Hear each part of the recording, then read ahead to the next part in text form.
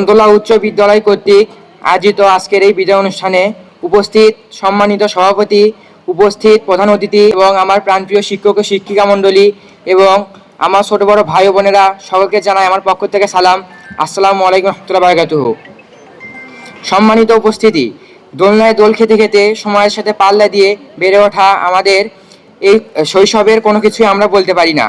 আর যা বলে থাকি তা বড় ভাইদের শেখা শোনা গল্প মাত্র। আস্তে আস্তে মনের ভিতর নানা প্রশ্নের উত্তর জানার গাছটা বেড়ে উঠেছে। এই বেড়ে ওঠার তাগিদ থেকেই জন্ম হয় শিক্ষা অর্জন করার চাহিদা। সভ্যতার পৃথিবীতে এই শিক্ষার জন্য শুরু হয় স্কুল কলেজের যাওয়া।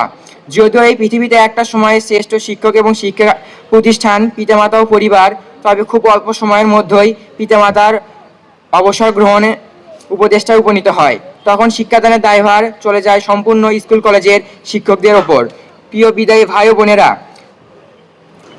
অনেক কথা বলার ছলে আসল কথা হয়নি যে বলা। আজ থেকে হবে না যে আপনাদের সাথে পথ চলা। কিশোর বয়স থেকে শুরু করে দীর্ঘ কয়েক বছর পর্যন্ত আপনাদের সাথে কাটিয়ে গেছে অনেক দিন। বুঝিনি কখনো ছেড়ে যাবেন আমাদের। আজ সময়ের সাথে সাথে বদলে গেছে জীবনের গতিপথ। নতুন পথের যাত্রী আপনারা। স্মৃতির পাথায় চোখ পড়েছে বারবার। ধুলাবালির নিচে পড়া কত না ঘটনা আজ চোখের সামনে জল জল করছে। পুরাতন খতিয়ান যেন কে যেন খুলে মেলে ধরেছে চোখের সামনে। আপনাদের সেই সব সম্মানিত বড় ভাইরা, ভাই বোনদের যাদের হাত ধরে আমাদের বেড়ে ওঠা, অসংখ্য ভালোবাসা আগে লিখেছিলেন আপনারা আমাদের। আপনাদের মতো মানুষদের সাথে মিশতে পারা আমাদের ভাগ্যের ব্যাপার। আপনাদের মতো কম বোঝা মানুষদের আপন করে টেনে নিয়েছিলেন বুকে, দেখিয়ে দিয়েছেন আধার থেকে আলোর পথে আসার গিরিপথ। আপনারা পাশে না থাকলে হয়তো দেখা হতো না সভ্যতার এই নতুন পৃথিবী।